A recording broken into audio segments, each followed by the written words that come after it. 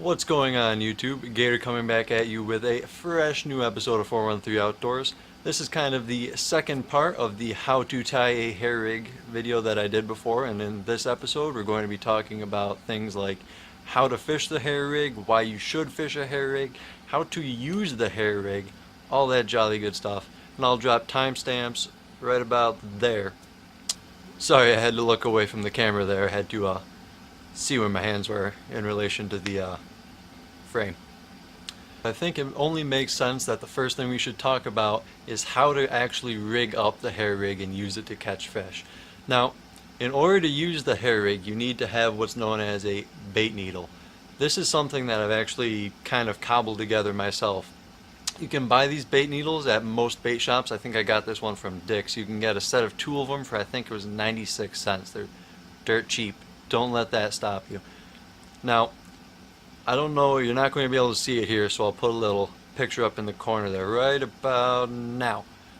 And that's going to have a close-up picture of what the eye of this bait needle looks like. It's essentially a normal needle with a hole cut in the side of the eye so that you can fit the loop in there, but I'm getting ahead of myself. Let's jump down into the vice view and take a look at how you would rig this up. Alright, so for this demonstration I didn't want to use real corn and get everything I own absolutely covered in corn juice and slime.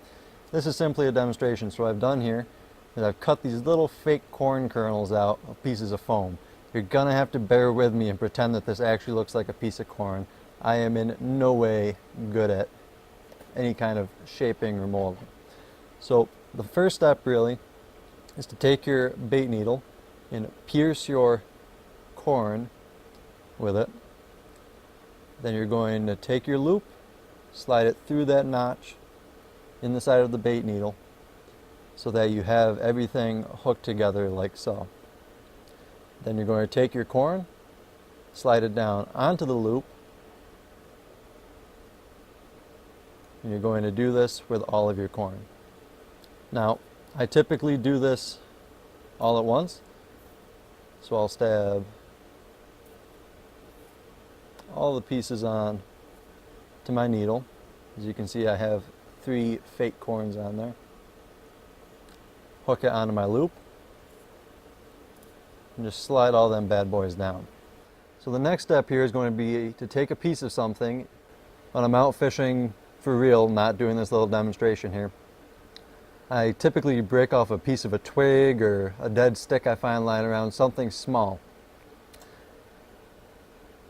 What you're going to do is you're going to place it inside of the loop, like so. Push up on your corn. Take the bait needle out of the loop, so you end up with something like that. The little stopper is preventing the corn from coming off of the loop, and everything is held back freely behind the bend of the hook. So that's how it will sit on the bed of the lake or river or whatever it is you're fishing. And this is important because it keeps the bend of the hook open. So now that you've seen a very basic demonstration of how this is done, and if anybody has any questions, I will be more than glad to go further in depth in this, because this is just a crude demonstration, but I can do this with the actual correct line and actual corn and an actual little twig if anybody actually wants to see what it looks like. But I feel like this is a fairly decent demonstration that blown up in scale enough where you can see exactly what's going on. So I think the next logical step is how to fish it. Alright everybody, I want to get into the actual how-to right now of how you would actually set that up. And you that have been watching for a while might know what that means. Yes, you're right. It is another of my incredible whiteboard drawings. As many of you may know, I am an artist of the highest caliber. Alright, I can't keep lying to you like that. I suck at drawing, but I'm hoping that I'll be able to convey exactly what I'm talking about here. So let me draw up what I'm talking about right here, and then we can get into it a little bit in depth. Are you prepared for the complexity, the absolute pinnacle of fishing that is the hair rig? The most complex rig you will ever imagine. Just kidding. This is how it actually goes. Now, I'm hoping you can actually read that and I'm not an idiot and this isn't going to come out backwards.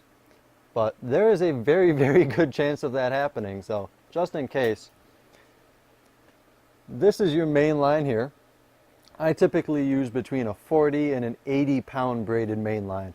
That's just because where I typically fish, there's a lot of snags, a lot of down timber, and I hate losing fish to that down timber. I need the oomph to really be able to muscle them out of that timber and away from that cover. If you've ever seen any of the videos of the guys fishing Goliath grouper near pylons and stuff, they call it combat fishing. That's how my style of carp fishing typically ends up. They're dart immediately for cover and you have to muscle them right out. That's why I use a heavier rig than a lot of guys. For a weight, I use a 1/8 ounce egg sinker on my main line. I've tried heavier and I've tried lighter. The problem with lighter, the carp move around, they tend to swish their tails and nose around in the muck, trying to stir stuff up, and if you have too light of a sinker, it can actually move the sinker around and give you a false bite.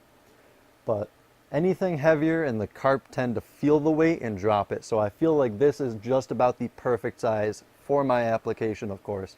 If you feel free to experiment with it. If you don't have an 1/8 ounce and you have a 1/4 ounce or something, that's fine, give it a shot. There's a very good chance it will work. So from there on, I move to a barrel swivel. Now I typically use the black coated big game swivels that saltwater fishermen use. Once again, combat fishing, need heavy, heavy duty gear to be able to muscle these fish out of this cover. The barrel swivel is then tied directly onto the hair rig line. Remember in the other video how I said you leave 18 to 24 inches of line out the front of the hair rig. The reason you do that is because the hair rig line actually acts as a tippet, which is why I use a lighter test line when I'm tying my hair rigs. Like I said before, I like to use either a 20, 25, or a 30 pound at the most weight line when I'm tying my hair rigs. And that's simply because it's thin enough where it's hard for them to detect, but it's also stout enough where, going back to the combat fishing idea, where you can still have the oomph to pull them out of some cover and turn their head around when they're really pulling hard. And then from there, it very simply just goes to the hook of the hair rig.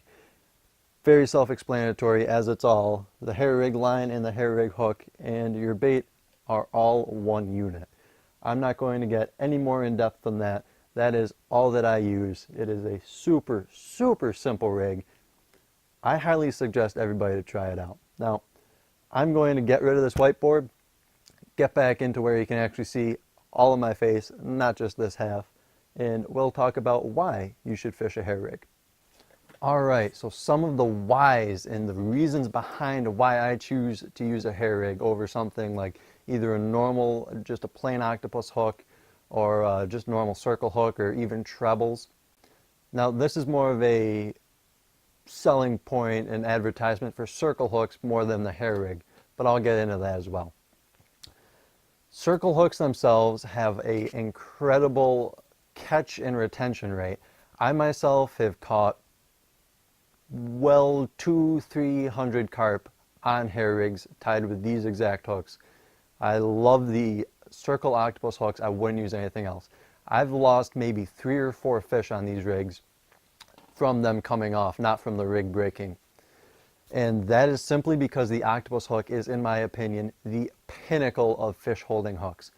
And the other advantage of the circle hook is you do not gut hook fish. I have yet to gut hook a carp.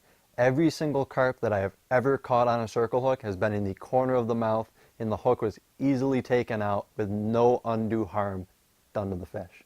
That is a big deal with these fish. Now, it's not like fishing for trout where they're a very, very sensitive, dainty species. Carp are pretty tough, but in my opinion, the less stress and the less damage you can do to a fish, all the better. And that especially comes down to gut hooking fish. I used to fish treble hooks and I gut hooked a lot more fish than I would like to think about. I didn't know about circle hooks. Now, if you don't know about circle hooks, I would recommend reading up on them. or if you want me to do a video, if you don't want to put in the effort and do the reading, that's all right. I would be more than glad to do a video on circle hooks, pros and cons, how to use them, that type of thing. Drop me a comment if you're interested in that. But I'm not going to go any more on circle hooks. I've said all I need to say. But the main advantages of the hair rig are A, the gap of the hook is exposed. This is important because carp have a weird mouth. They're not like a bass where they suck things in and they have this large bony mouth.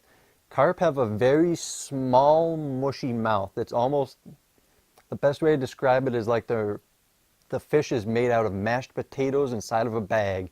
It's gonna sound weird, but that's the only way to describe them if you haven't held them. They're very rubbery, weird fish. Any way that hook can find a way to slip out, it's going to find a way to slip out. So all the hair rig does is it opens up that hook gap and it gives you more of an opportunity for that hook to get stuck. And like I've said before, with the circle hooks, I've got about a 90 to a 95% hit to catched and caught and landed ratio, which is, in my opinion, incredible. I don't have anywhere near as good of a ratio with any other rig or any other species that I target. The other main advantage of the hair rig is that it allows the bait to move freely. Now, believe it or not, and this is mostly for us American guys out here, carp are not as rough a fish as you expect. Yeah, they're very, very hardy species. They can live in any place imaginable. There is all of you Berkshire guys know about the pond I'm talking about in Pittsfield, full of contaminants, so contaminated that it used to catch fire. Never froze, used to catch fire. It had so many chemicals in it. And that spot is an incredible carp fishery. Now, I've kind of blown my spot there, but that's just how passionate I am about carp. I love these fish. They are so, so cool. And one of the things that makes them so cool is that they're actually as dainty when they're eating as any trout or any salmon or any bass or any pike or any other sport fish that you want to put them up to. There's a reason that they call them the poor man's bonefish. Anything that is not absolutely perfect, they will notice it immediately and they will drop your bait. The big advantage of the hair rig is it lets the bait move freely. If you have a ton of weight on the hook with the bait attached to it, they notice something's wrong and they spit it out. The advantage to the hair rig, your weight is further on down the line so that they have longer time to actually have the bait in their mouth and take off with it. Gives you more time to set the hook than if the weight was right next to the hook and they immediately dropped it.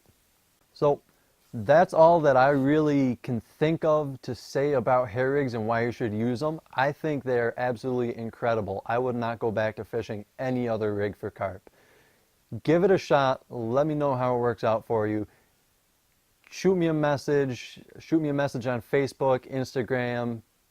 Do something. Let me know if you try it and if it works for you. Drop me a comment. I want to see success with you guys. That's why I do these videos. I don't do these videos to hear myself talk. Lord knows I can do that in the car.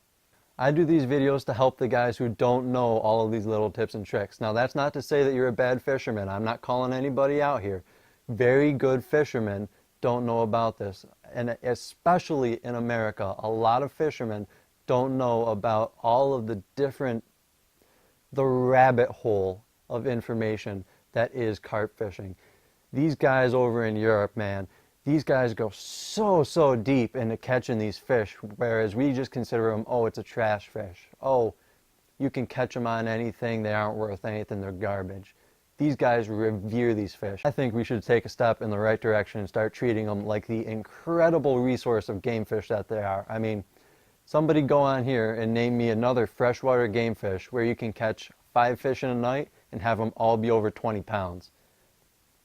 Let's go for it. Aside from maybe catfish, but up here in the great frozen north, we don't have many catfish. The extent of my catfishing experience is catching bullhead on worms and catching bullhead as bycatch when I'm fishing for carp.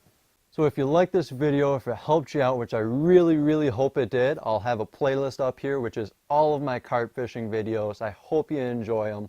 Some of them are a little bit older, but I think that they're still pretty funny when you look back at them and see how far we've come. Hoping to get out carp fishing soon, but we've had some weird weather, had a bunch of big snowstorms, another big snowstorm coming on Tuesday. I'm filming this Sunday night. Another big snowstorm coming Tuesday, supposed to drop another 10 inches of snow. Everything is actually refrozen, but not frozen enough to go out ice fishing. That's just the cost of doing business in Massachusetts. There's a lot of time where you just flat out can't fish. So, that's enough of my rambling. If you liked the video, please like, subscribe for more content. If you made it this far in the video and you listened to all of my rambling, you are the real MVP. Comment kumquat down below. I don't even know how to spell that. If you get something close, I'll be cool with it. It's just a cool fruit. My name's Gator, and I'll see you later. Goodbye and God bless.